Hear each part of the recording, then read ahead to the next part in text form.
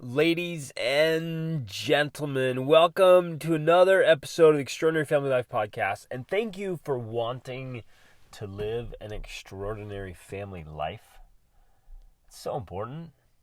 It is so important. And you know this already and you think about it all the time. It's kind of awesome people you are. But man, this is life and you get one shot at it. One shot. And just this morning, my wife and I were sitting around the table with all of our children, and she recounted the story of her father passing away of colon cancer at the age of 47. And we sat there and talked for a long time, and the kids were very interested and asked a lot of questions. And it was a beautiful feeling and just a sobering reminder that this is our shot. This is our shot at life. And this is your life. This is your story of living your life right now. Whatever phase you're in, this is your chapter. And you got to make it count. And we all ought to be striving to live an extraordinary family life. And so today, oh man, I hope you're excited. I'm so excited. I've been thinking about this for a very long time. I've been preparing. I got books here in front of me. I got notes. I want to make this really special. Life-changing even. I hope this episode is life-changing for you, as it has been for me in thinking through it and preparing for it. And just the realization, if only the idea, the awareness of what we're going to talk about just kind of takes a spot in your mind and your heart, I think it'll be powerful enough to shift the direction and course of your life and help you level up and live more with more awareness and more intentionality. Oh, I love this stuff. I love it. So we're going to talk about the 3 ways of living. I think we can kind of put us into 3 paths, we could say. I don't even know if path is an adequate word, but it's because it incorporates a mindset and a heart set and feeling, a way of being, and it grabs all of our habits and attitudes and the way we do life. I think there's just kind of 3 ways to do life. And what's really interesting about this is it can kind of just piece together. It's not just clear cut 1, 2, or 3, and you're only in one way and you stay that way, or you're only in one way, you can shift. There's this mixing and mingling. Now, it's possible for someone to spend their entire lifetime in one of these. Or it's also possible just to spend the morning there or an afternoon. And so you can switch back and forth. I think most of you will experience days or weeks of all 3 of them, but I think predominantly one of them will consume the majority of your life. And if that settles in, man, there's really only one that you want, that any of us want to be the consuming part of our life, like the predominant major way we do life. So here we go. Ready? 3 ways of living. Number 1 is trapped. Number 2 is transactional. And number 3 is transformational. Right? Trapped, transactional, and transformational. Now, I know some of you are listening to this while you're running or exercising or washing the dishes or driving. But if you're in a place where you can take some notes, I would invite you to do that. As you're going along, if something strikes you, just kind of jot this down. And if you're driving, pull over. Or if you're running, stop and catch a note on your phone or something. But capture some of these ideas. I want it to really hit home. And you could actually make a list on paper. And I've done this. I've got it right here in front of me. Where you do 3 columns and you specifically write out how each of these is taking place specifically for you in your life. And the more specific you make it to you, the more awareness you'll have around, oh yeah, that little thing I think, that little thing I do, that's very much in a caged way of living. And the other, very, a trapped, right? The trapped way of living, or the transactional way of living, or the transformational way of living, right? So here we go. We begin with each one. Let me give a kind of a brief overview real quick. So trapped, of course, you're trapped. You feel like you're in a cage, you're in a prison, you feel stuck. Transactional is the word, you've heard me talk about this before. I love to make the comparison between something that's transactional, you're just going through the transactions of it, you're going through the motions, versus transformational. Transformational is it's life-changing, it's powerful, it's engaged. So transactional life is just kind of getting things done. It's doing what needs to be done. It's good, but it's not great. It's not extraordinary. And the transformational, of course, is the extraordinary family life.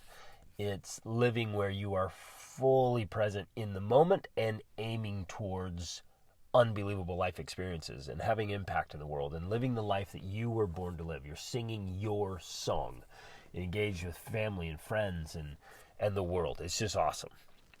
So those are the three areas. We're going to dive in, and I want to give you the characteristics and the sense here, and I think you'll be blown away, like I was, and others I've taught this to, like they are, of like how this kind of fits into your life, and you start realizing, basically this gives you a framework to identify and recognize some of the things we all do and go, oh man, that's really a trapped mentality or a trapped way of living, or wow, this part of my life, I didn't even realize it till right now, has been super transactional.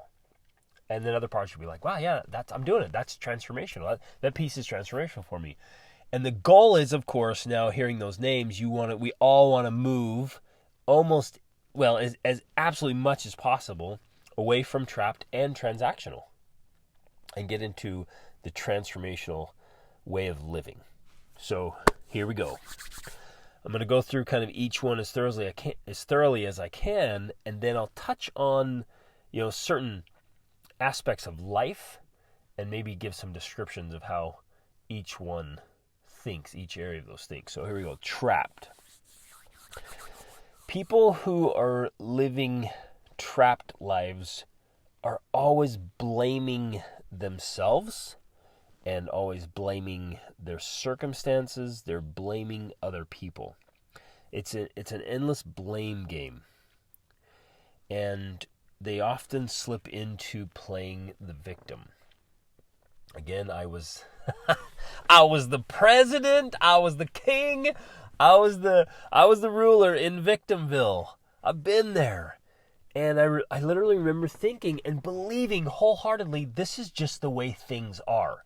It's definitely that person's fault that my life is the way it is. And I remember feeling like a victim. I mean, wholeheartedly believing it. It wasn't like, I'm going to choose to play the victim here. I could do something, but I'm not going to. It wasn't. I just didn't know. It was outside of my reality. I just wholeheartedly believed it's this circumstance's fault, and there's nothing I can do about it. It's out of my power.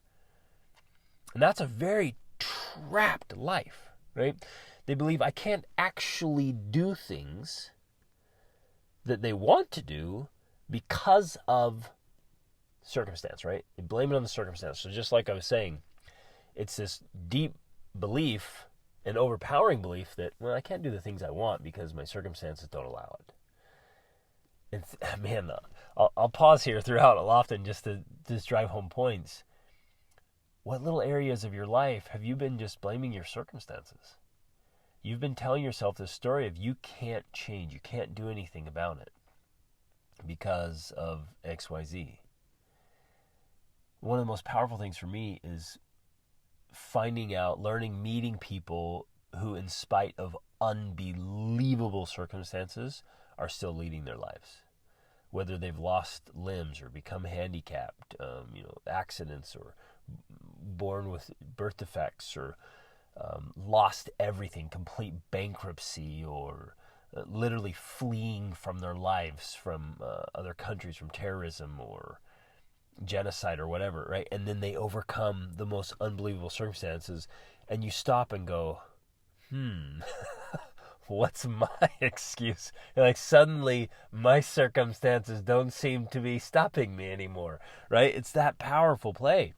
But in the trapped life, that's where we think. We often are saying things like, I can't afford it, right? And that's it. That's a statement with finality in a trapped life. I can't afford it. The question of how could I afford that never even comes up. Because in the trapped life, it's just one and done. I can't afford it. They give up on improvements in their self and their life for fleeting moments. Basically, the exchange rate I talk about, everything has an exchange rate. And they're exchanging opportunity for improvement in themselves or in their life for fleeting moments with vices and addictions. Right? And so in the trapped life, any opportunity to make an improvement to life or self is quickly brushed aside with fleeting moments. And why do I call them fleeting moments? Because any time spent with vices and addiction is just a fleeting moment. It's going to change your life for a minute or two. You're going to get hit with all these dopamines and all this goodness and all this fun for a few minutes. And that's true with any kind of substance abuse or any kind of screen addiction, anything. It's these fleeting moments. And so we literally, in the trapped life, we literally trade our chance for improvement, for living the life we really want to, for the cage and the trap of vices and addiction. The person living a trapped life begins to believe that they are a bad person, that they're not worthy, right? So a lot of negative self-talk and tearing themselves down.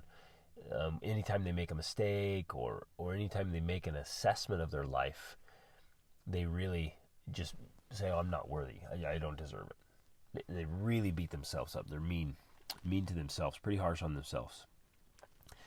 And they waste a lot of time and a lot of money on superficial, frivolous things, frothy things. There's no real substance. So they're spending their life and their time in that area. They often beat themselves up or have a lot of negative self-talk in the trapped life. And so actually becoming trapped to their own psychology and their own endophagia, which is their self-talk, right? And so they're just stuck there mentally. And one of the big things they get stuck in and trapped in is fear. They're very afraid of anything of change. They're afraid of the unknown. They're afraid of breaking out of any kind of boundaries. They're hypersensitive and concerned about what other people think. They're always trying to get approval. They have very limiting beliefs about their own potential or what's possible for them. And I remember living like this, literally thinking, "Oh, those people are so lucky." I never thought, I wonder if I could do that or how I could do that. I just thought, man, they're lucky. Ugh. And I just went on. Like, it never occurred to me that there was the slightest possibility for me to live a better life. It was just like, yeah, that's the way things are. They're over there, I'm over here. Like, and I didn't have anyone mentoring or coaching me saying, well, you could get over there. You just got to follow this path. I was just like, man, they're lucky. My life sucks. Then on I went. And so I stay in this tight, refined space, a cage really. I saw this image one time, and I saw it once, and I tried to find it again. I could not find it. It's this beautiful drawing somebody made, sitting in a cage, and it kind of looked like a big bird cage, right? It was a person sitting in a cage, and the door was actually open on the backside, but they were facing the bars. And so we're sitting in cages with the doors wide open. And those bars are the expectations of other people. It's the bars are thoughts and feelings and habits and actions that are restricted and confining. It's the opinions of others that create those bars. It's just being trapped with social conditioning and the expectations of others. It's fear of making any changes, even to our routines or our friend groups. Sometimes we become trapped by people we know are toxic or aren't helping us, and we just kind of get stuck. So people will get stuck and caged in social circles or even geographic locations. Have you met people like that? Maybe you've experienced it where you're living in a certain area and everyone in that area thinks that way, acts that way, and some people never leave. Anyone who wants out kind of gets ridiculed, and you kind of feel stuck, right? And these bars of approval, right? Or whatever they are. In the trapped life, we are constantly living with regret in the past, either regret or the glory days, right? From Uncle Rico from that hilarious, crazy show, Napoleon Dynamite. You're trapped in the past. You're always living in the past of the glory days. Oh, I was so awesome back then. Or, oh, terrible, terrible, living in regret. Or you're trapped, ironically, in the future. And usually it's these really crazy daydreams or whatever, like, oh, like my ship's gonna come in, my knight on shining armor, someone's gonna come save me, right? So not real solid thinking about the future, just kind of dreamy, irrational thinking about the future. And that's actually, ironically, that's victim mode. Thinking something's gonna save you, like somebody's gonna knock on your door and hand you $1 million, or again, the phrase is we use, the ship's going to come in. Somewhere out of nowhere, someone's going to come in and change my life for me. Going to rescue me from myself and fix everything. And that's the kind of the victim dreaming. So even when someone who's living a trapped life is like, hey, when I dream about the future, they dream about somebody saving them, like rescuing them, instead of dreaming about ways they can make the changes. And they live in fear of the future, right? Which is usually, anxiety is fear in the future. And so a lot of people, trapped people, are living in the past or in the future, but rarely in the present moment. And if it's in the present moment, ironically, they're giving up what they want most for what they want in the moment. Very momentary pleasures. And so instead of being wholly present, really there loving it, it's momentary, I just don't feel like it. And it's self-sabotage in the moment. They are definitely in survival mode all the time.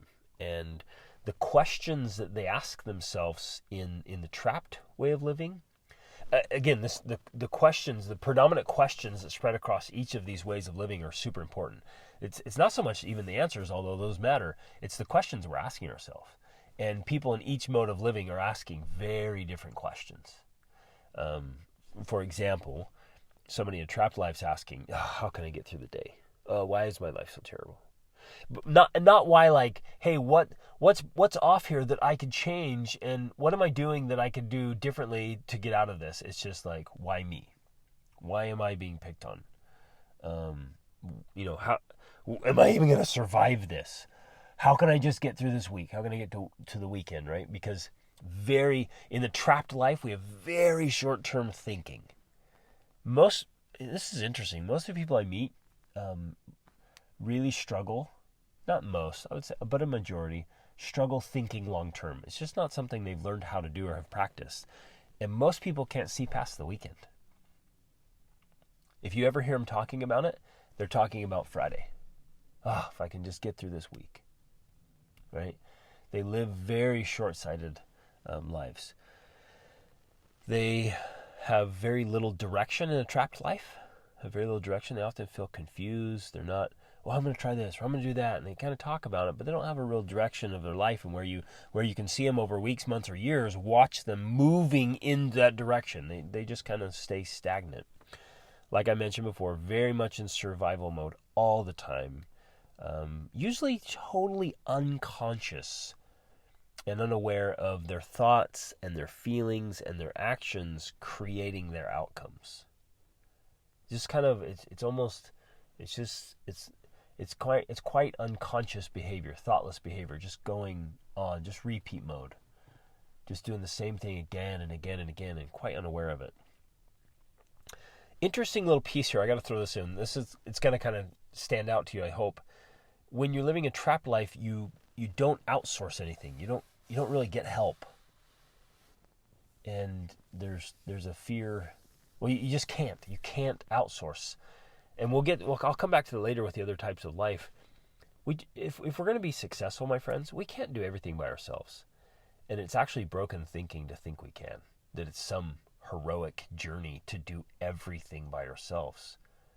It's crazy. to think like that. You can't. We can't do all the things that need to get done. We can't do it by ourselves.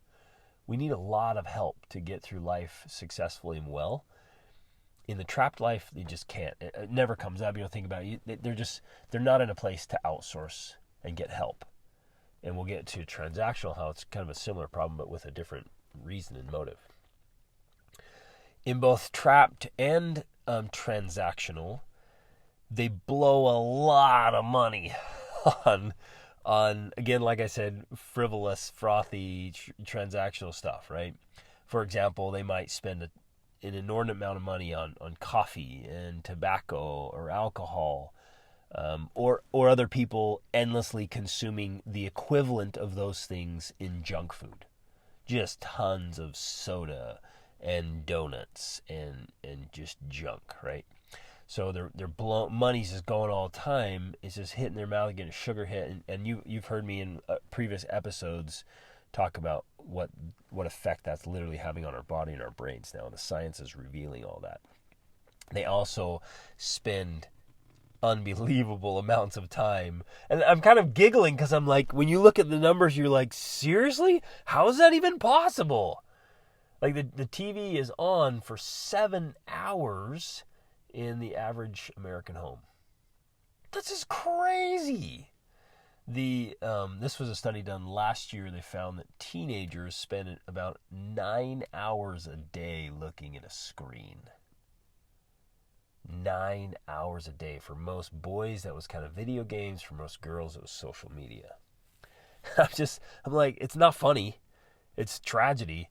But in my mind, I'm like, what? How does that even happen? Like, there's so many great things in life. Like, ain't nobody got time for that.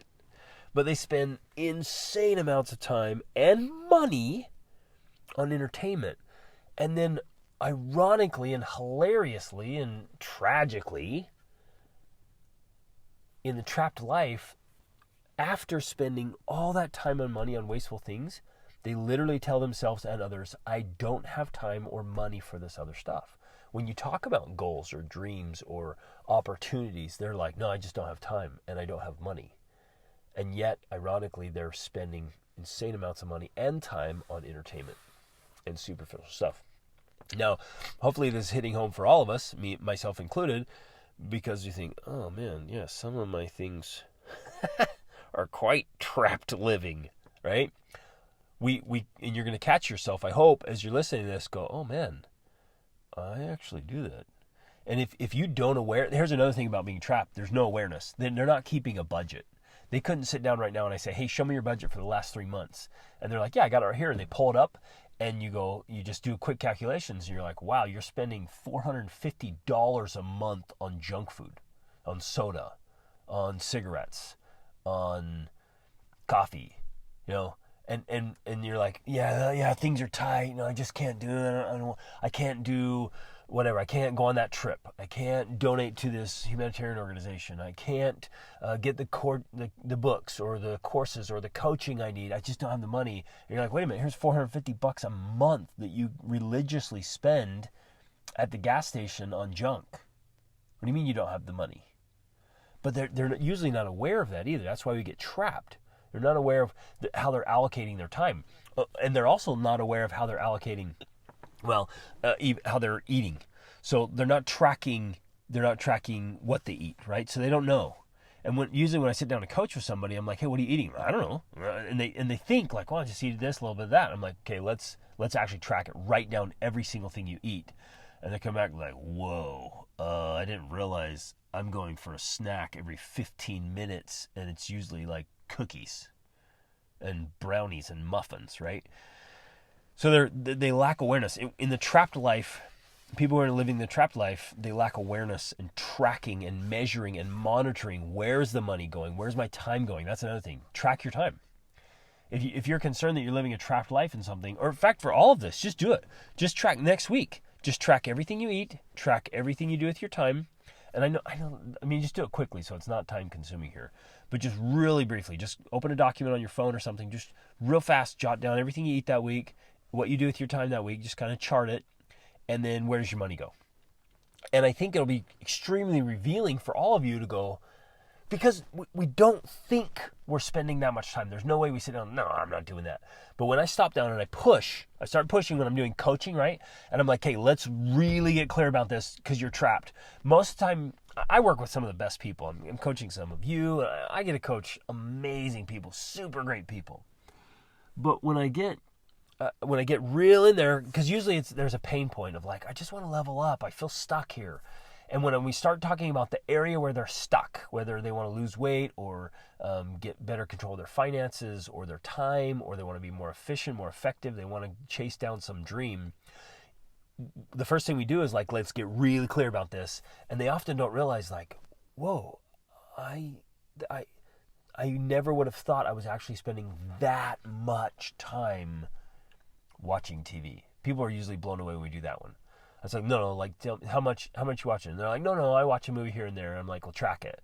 And they come back, they're like, oh, man, I've been watching a movie every night before bed. I'm like, okay,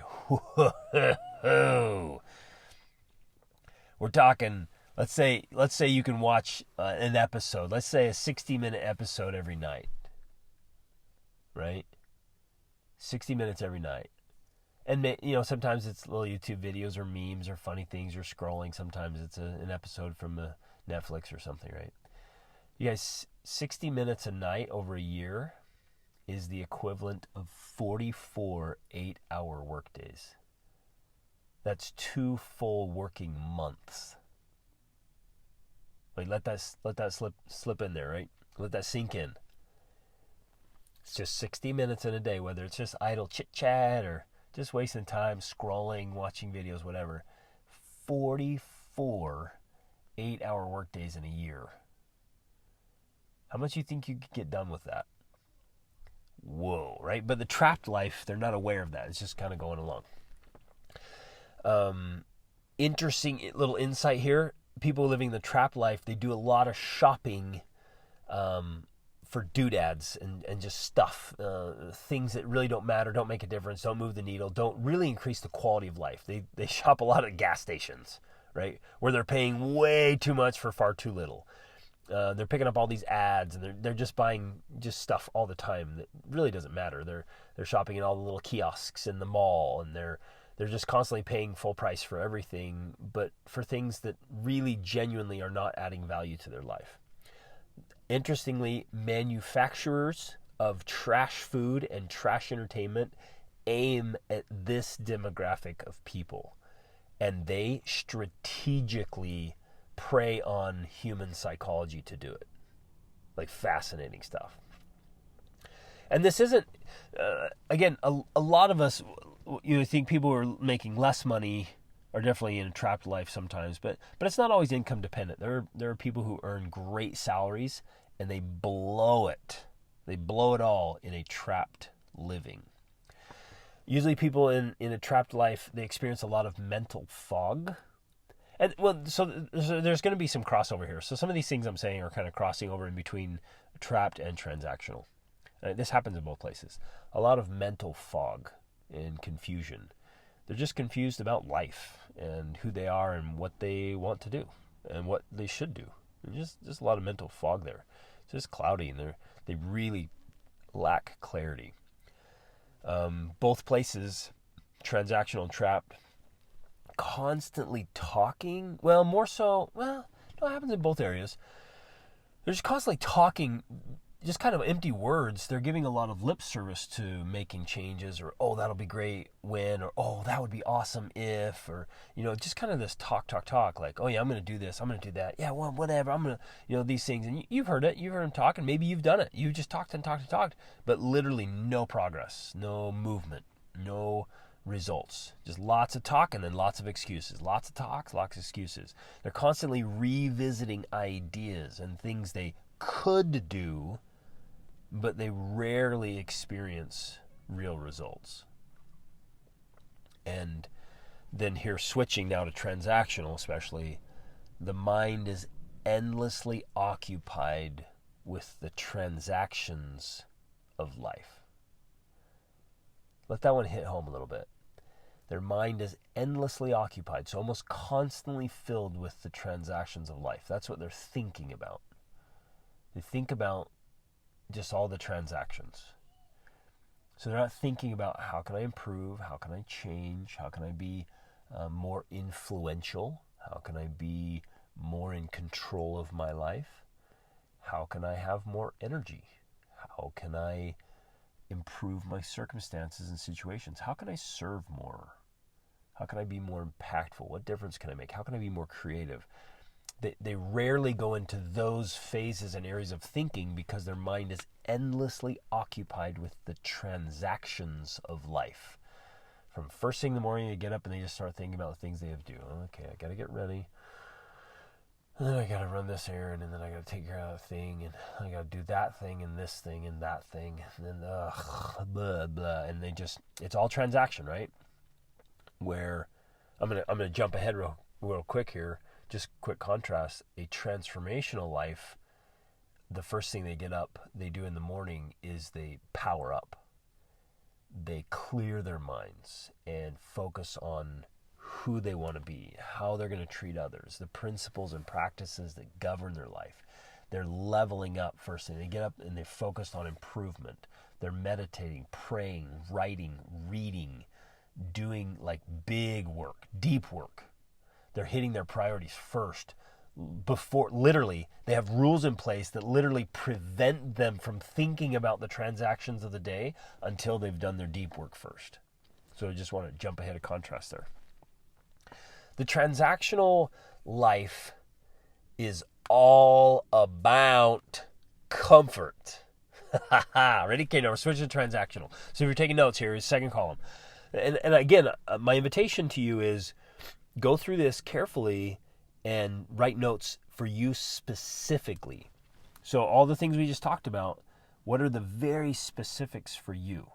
For you, you might realize, oh man, I get on this specific social media. Maybe you get on TikTok and you just you're on there 45 minutes every evening in TikTok. Or maybe first thing you do, you wake up and you grab your phone and start scrolling. Or you grab your phone and check the news, right? That's a trapped life. Endlessly consuming news is a trapped life because the news just feeds you fear. Just telling you all the fearful things of other people's lives. And people check it first thing in the morning and last thing at night. And so they're filling their minds with fear and these other ideas, and they're letting other people consume and control and direct their thoughts, right? So I want you to look at the very specific things. For you, it might be Pop-Tarts, or it might be Oreos, or I don't know, Diet Dr. Pepper. I don't know. What's the specific for you that is keeping you trapped in any area and aspect of your life? In what way are you trapped? It might be something you do in your marriage, or this attitude or perspective or mindset or heart set you have towards your spouse. That might be keeping you trapped, and you just held on to it for years, and you know it's unhealthy, and you know you're feeling trapped, or maybe you're just recognizing it right now. It might be something to do with parenting. It might be something to do with your spiritual journey. Whatever, just find what is it specifically for me where I'm staying trapped? I'm playing the victim. Or just doing those patterns or habits of being trapped. Next, so transaction, right? The transactional life is all about comfort. Absolute total focus on comfort, on convenience, on supposed security and safety, which is really an illusion. I call it supposed because safety and security, guys, is an illusion. It's a story we tell ourselves. And this is where most people will dwell. This is where they'll spend their lives, in this transactional space. They live good lives, right? But really focus, especially today. We're so affluent. Our lives are so good and so safe. Ironically, we live in unbelievable fear in the safest time for most of us in the history of the world. And they're so comfortable. We're constantly obsessed with safety, security, comfort, and convenience. Which ironically, we are hardwired for novelty, for newness, for challenge. We feel happy and fulfilled and alive when we're experiencing new and unknown and spontaneous and different and challenging things.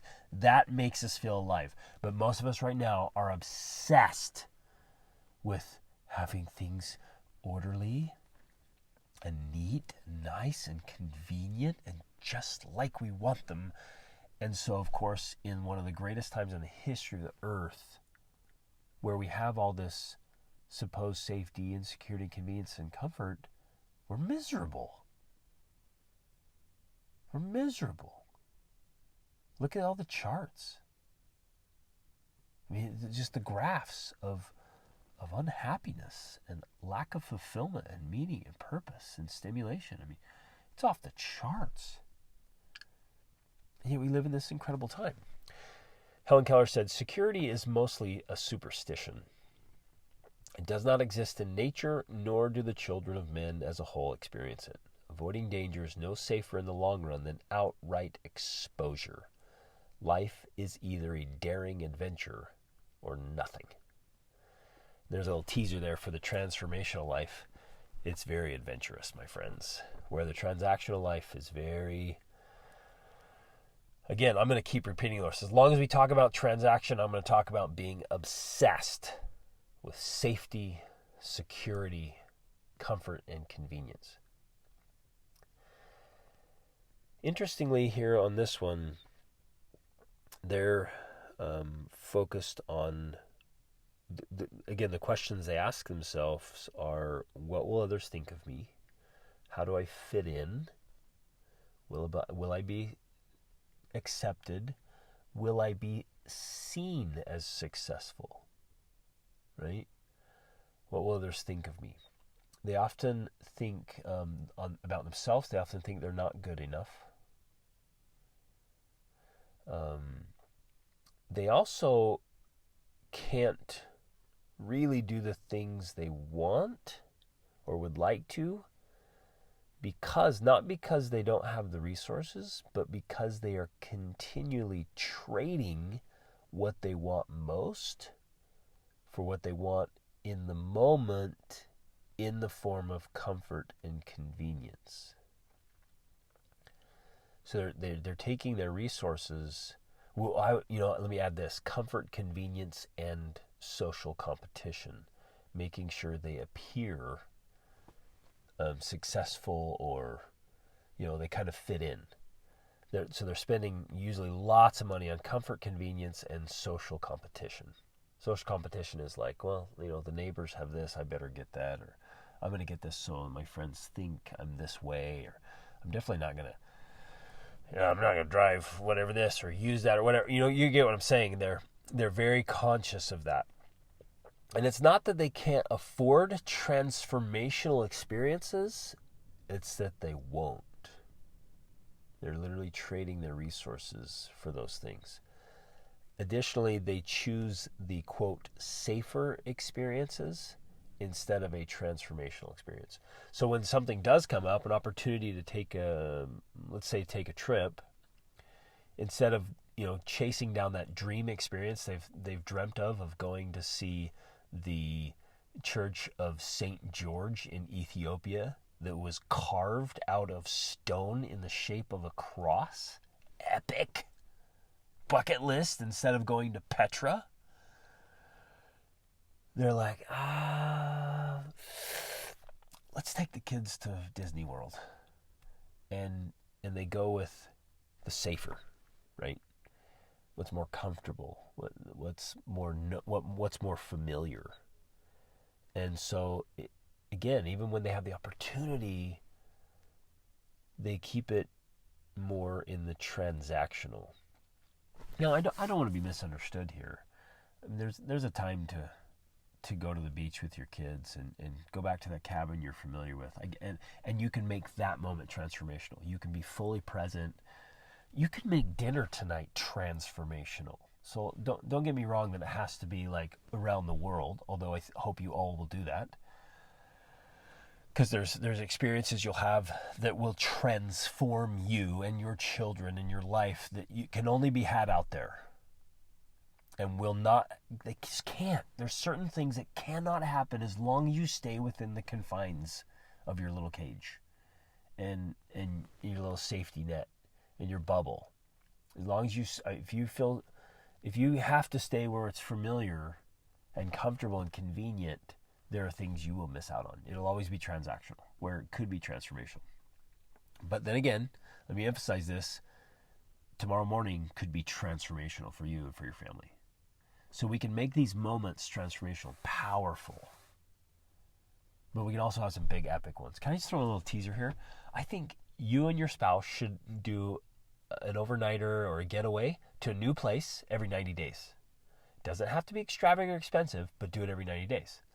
And if you're tight on the budget, go camping in a new place. Just buy a cheap tent on Facebook Marketplace and go camp at a different spot, right? It's cheap. Just go somewhere new. And you should do it with your family every 90 days too. So every 90 days you get away with your spouse and you get away with your family. This is an ideal I'm holding up here. Now, if you're going, that'll never happen. I can't do it. Can't afford it. Not gonna. Like, catch yourself right there. When somebody offers a suggestion or an idea or something, catch yourself. My old self would have been, that'll never happen. Oh, I gotta work. I can't afford that. Now you say, wait a minute. No, I can take a day off here, and we can save. We can get some points here, and we can cancel the cable, and that's wasting away our life. And take that money and pay for a hotel, or whatever you got to do. Shift things around, right? Shift things around so that you create the life you want, and that's the piece we'll get to, and we're getting to in the transactional versus transformational. All right, where was I? Oh, they're constantly trading what they want most for comfort and convenience. They can't afford. They go to the safer experiences. Okay, remember the outsourcing piece I mentioned earlier? Transactional people, usually people living the transactional life, they won't outsource things. They can, but they won't, mostly because of this all-consuming... wait a minute. I can't even read my notes here. Because of an all-consuming concern for false social ideas and the judgments of others. I've heard that so many times. When they're like, I can't do all these things I want. I can't focus on transformational things because I'm taking care of all the transactional things. And I say, well, hire some help. And they're no, like, what would other people think? My mom would just be so upset that I hired someone to mow the lawn. And, there's this false idea that we should be able to do everything, that we should be somehow superhumans and be able to take care of everything. The truth is, anyone can mow your lawn. Anyone can do the dishes. Anyone can do the laundry. Anyone. But only you can do your push-ups. Only you can be a parent to your children. Only you can offer your unique gift to the world. We've got to learn to outsource more. Okay, here's the other piece. They won't outsource using those resources because, again, the obsession with comforts and conveniences, stuff and things. And so a lot of their money is going into their little conveniences, comforts, whatever, instead of, I really don't need that. And the social competition, right? I really don't need that, so I can allocate this money to outsource. So let's pick something. Let's just say you hire somebody to a cleaning agency or something, or somebody to come over and just clean the house a couple times a week, right? That frees up some serious hours, right? I have lots of friends that do this. They either have somebody, they'll even have somebody come over full time, right? That does cooking and cleaning, and it frees up hours. Or they come over once a week, or twice a week. Let's say you have someone come over on Monday and Friday, right? Or Monday and Thursday, whatever, and just in the morning. So it gives you a few hours in the morning to really focus, and you take it. What would you do with some free time? And here's the question. Let me ask this while we start thinking about transitioning to the transactional life, or transformational life, rather. What would you do with that free time? This is going to be very revealing, because what you choose to do with that free time and being strategic to free up time is really what starts to distinguish us between transactional and transformational. So one, you start thinking, how can I get time? And then two, what would I do at that time? That's going to reveal whether you stay transactional or you go transformational. If you would just I'm just going to sit there and do nothing. And I know some of you need a rest. You need a break, but you need recovery. And so instead of turning to social media or movies or entertainment or whatever, or chit-chatting or gabbing or gossiping or news or whatever, you turn to transformational things. So what if you freed up some time? You could really engage with your kids, or you could work on learning a language or reading those books or gaining a new skill or leveling up in whatever area you want to pursue, your mission, your purpose, your calling. And you could take those hours, and if you had just a few additional hours a week, what could that do to your life? Again, go back. If you spread it through 30 minutes a day, it's 22 8-hour workdays in a year. What can you accomplish in 22 8-hour workdays? Well, you could write a book, that's for sure. Or you could read lots of books. Or you can make some massive changes, and that's where it gets transformational.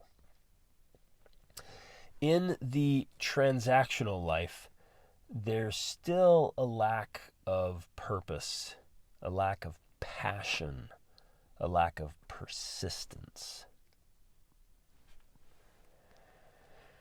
They lack clarity about who they are and the big picture of their life.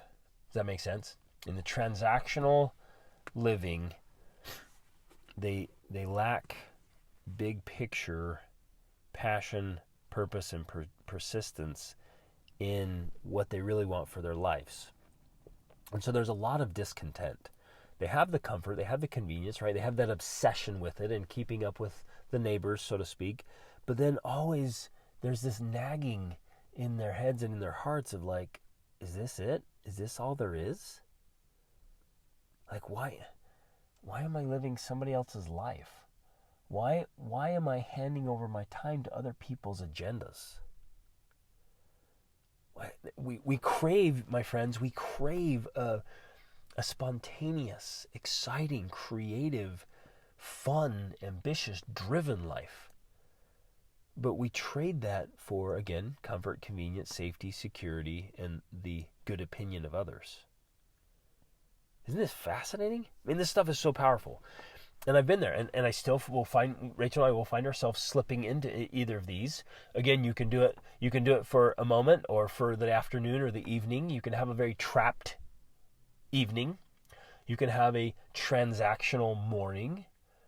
But for the vast majority of us, I want to push all of this into the transformational, right?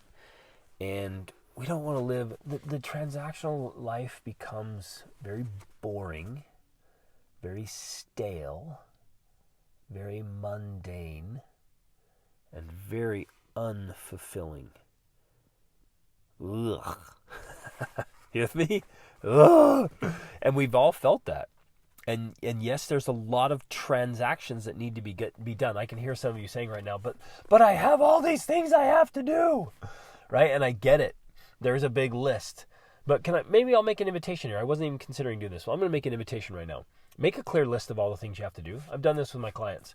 And I say, okay, you're telling me, I keep hearing you say, so we're talking, right? We're like, what are you going to do this. I just have to do all this and all this and all this. And I'm like, okay, let's make a list right now. List out all the things you have to do. And then first of all, say, then order them. Which ones are most important? Which ones can you say no to? Done. Remove them from your life. Some of you are like constantly taking care of something that you could just get rid of. It's not really adding value to your life. I guess that's another piece of the transactional, right? Is your lives are so full of stuff. Like you've got your whole house full of stuff and your garage full of stuff and maybe even a storage unit or two full of stuff. And it happens to all of us. We just start collecting. When you stay still, you just start gathering stuff. Every time we stay somewhere for longer than a few weeks, we gather so much stuff.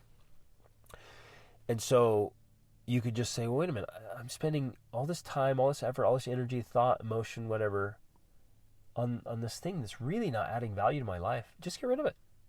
Gone. There we go. Move that along. There it goes.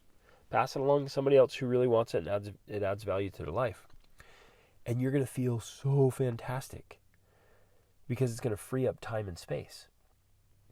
And so identify everything that's there. What can you say no to? What can you outsource? What can you remove completely?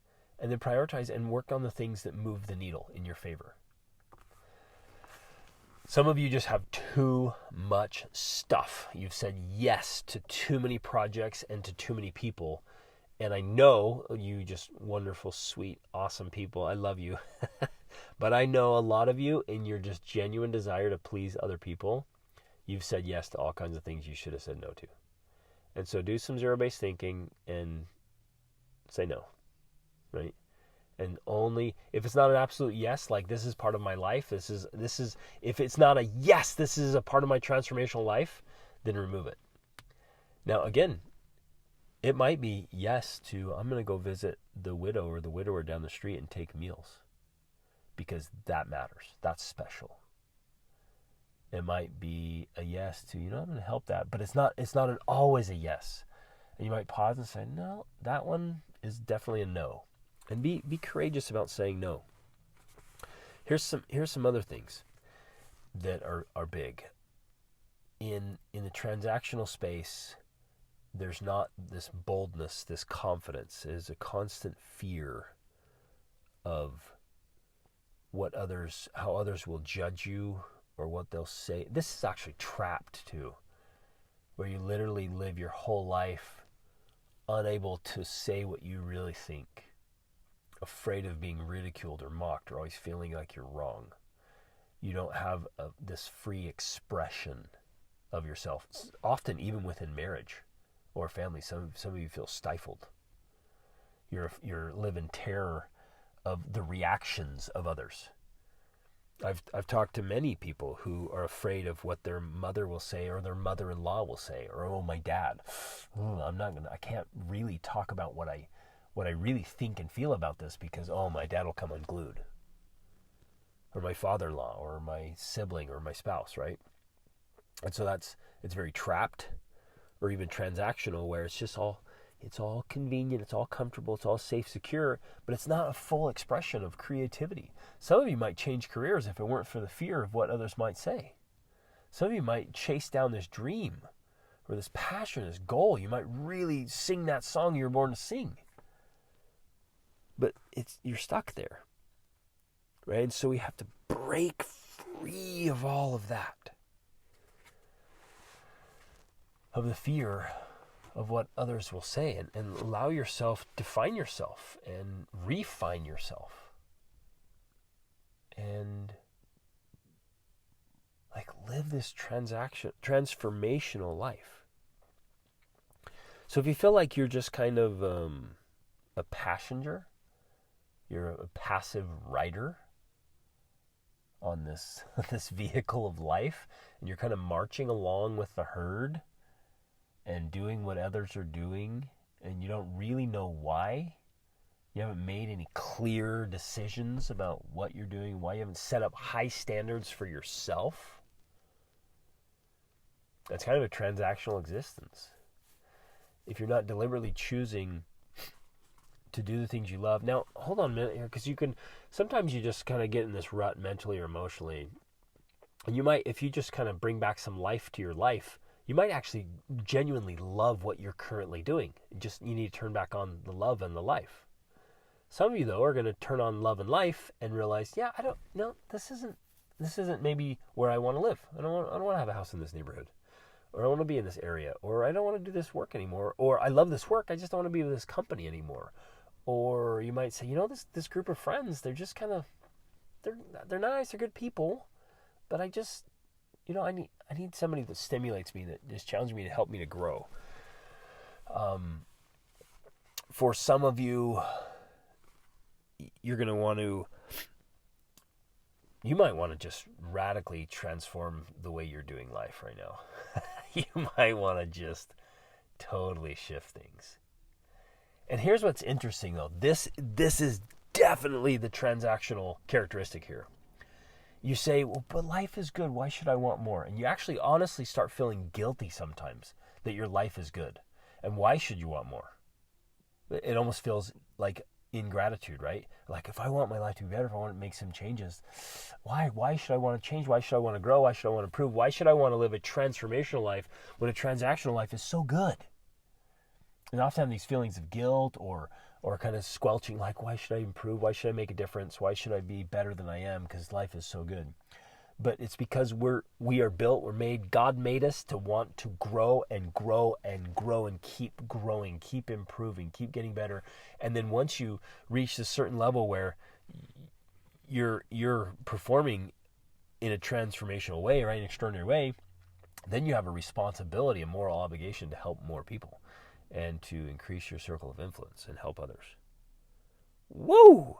So we've got to get out of this passive rider mode, right, as passenger, or get off cruise control, turn that baby off, and break free from the traps of what, the routines and patterns and what's familiar and comfortable and convenient, and turn it on where you get crazy excited to be alive. You're fully present in what you're doing. You know what you're doing and why you're doing it, and because you're doing it, even if it's the dishes, right?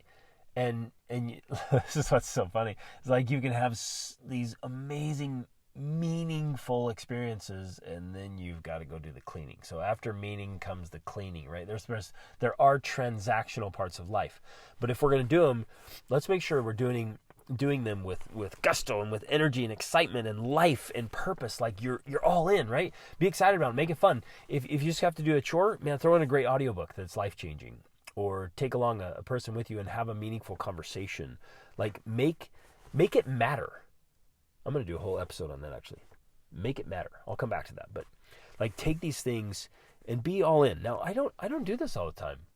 Sometimes I'll be like, oh man, I got to do this chore, and luckily I'll catch myself now because I've been thinking about this so long. I'm like, I'm either being trapped in that moment or definitely transactional, and I don't have to be. It's a choice. It's always a choice we have. So let's shift to this transformational space. And this truly is where the extraordinary family life comes into play, where we're very alert and aware of what's happening. We're not obsessed with safety and security and comfort and convenience and the judgments of others. We're actually obsessed with living deliberately, about doing the right thing. We're not worried about who's right. We're worried about what is right. We're not worried about what others think. We're worried about what we will think at the end of our lives when we look back. And we are our final judge of life, saying, did I really live? Right? We are present in the moment. We know how to regard the past, right? So we're not living in the past. We're looking back and learning from it. Right? And you've heard me say this. None of us can change the past, but we can definitely change the way we view it. Transformational life, they look at the past to learn lessons and move forward, right? So we're forward-facing, learning from the past. We're not in the future dreaming of that, some saving grace to come in and take care of all our problems. We're looking in the future saying, what am I doing today in a transformational way that's going to create a transformational future? Right? And so we have ambitions, we have vision, we have vision boards, we have big goals, and we're moving towards them. We have direction, we have purpose, we have passion, we have persistence when we're living a challenge or a transformational life, right? And we're seeking out challenges. See, the transactional life is, let's do this. The trapped life hates challenges, abhors them, complains about them, blames them. Blech. The transactional life avoids them because it's inconvenient and it's uncomfortable. And it might, if it's hard, it might be embarrassing. But the transformational life seeks out, like, runs towards challenges. That's the difference. We're seeking out novelty, challenge, new things. We're going gangbusters. Because challenge is where there's growth, where there's excitement, where there's transformation.